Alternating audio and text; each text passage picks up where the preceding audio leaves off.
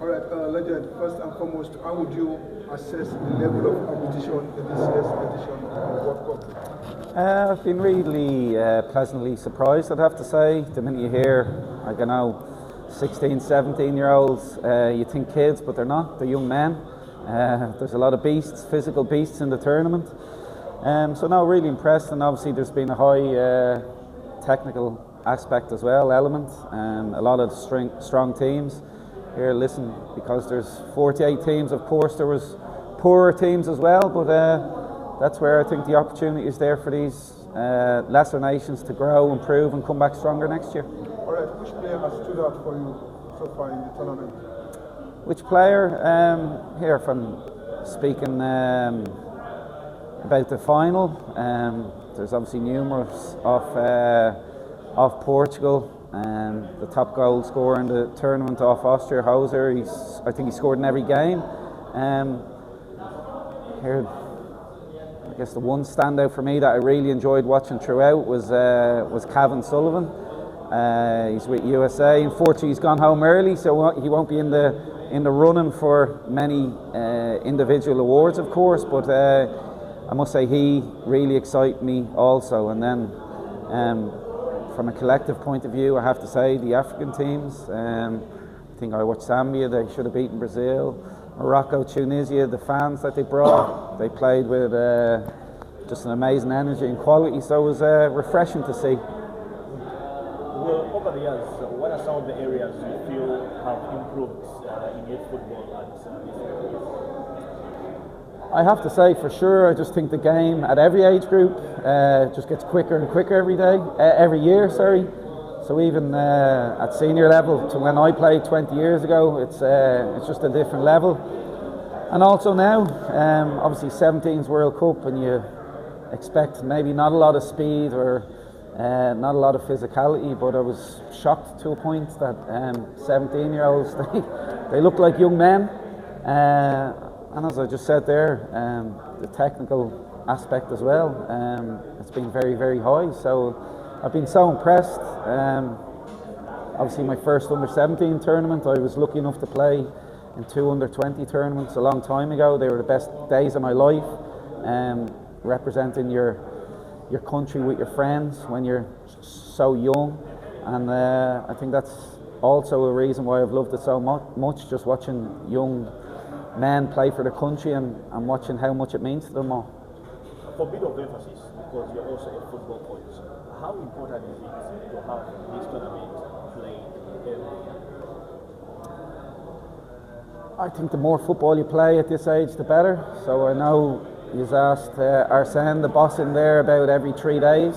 It's not a problem. So I used to criticise my players in Ireland when they'd be complaining that they're playing 3 days later. Now these are the best days of your life. So now they're young kids, 7 games to win a tournament. Usually it's 8 now, it's an extra game. What's 90 minutes in your life? It's absolutely nothing. So as I said, it's been brilliant, and you cannot play enough football. So every year, absolutely, it's brilliant. To make it every 2, 3, 4 years, I think would be crazy. So whoever came up with the idea of playing it here every year, perfect. Well, of course it's obvious that Europe, South America will always have an edge over the other parts of the world. For somebody who comes from Africa, what do we need to do to see that in the long run this gap is closed, especially at this level? I think people mentioned it in the press conference there. I wouldn't get too infatuated with there's 2 European teams in the final. It could easily have been Brazil. It could easily have been Morocco because of the bounce of the ball, because of a penalty shootout, and it could easily have been Burkina Faso. They maybe should have been beating Italy and they gave away a really poor goal. So I don't see a massive gap. Like I said a second ago, I watched Zambia, boss Brazil. Everybody hears Brazil, Zambia, and they think this will be an easy game. Certainly not. So I wouldn't get too fixated that there's 2 European teams in the final, because I don't think there's this big gap. and I've always dreamed, I've always thought an Asian team, certainly an African team also, will win the World Cup.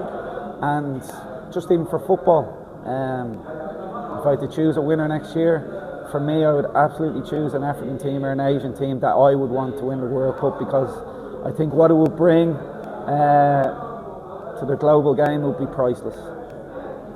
Of course, a lot of statistics you go to see there, from the goalkeepers, offense, defense, midfield, and all that. But you having been here at the tournament and just getting those statistics, and you're a coach as well, what did those statistics at least tell you about the next trend of football in the next couple of years? I don't think you can never really guess what the next trend is going to be till maybe somebody does it, and then everybody copies each other. So that's football. That's elite football, even at 17s or senior level. Somebody comes up, oh, I like that, and we all copy each other. So for sure there's a trend still in football that we all have to play short. We all have to play from the goalkeeper. It's not a trend that I sign up to, but it's a trend in the global game for sure. Everybody off goal kicks over here, presses the same, 4 diamond 2, 4 diamond 2. And then the long throws, I think the long throws has absolutely got out of hand. I think it's got a bit ridiculous. There's guys taking long throws now that don't have a long throw. So the trends, what's coming next, absolutely who knows.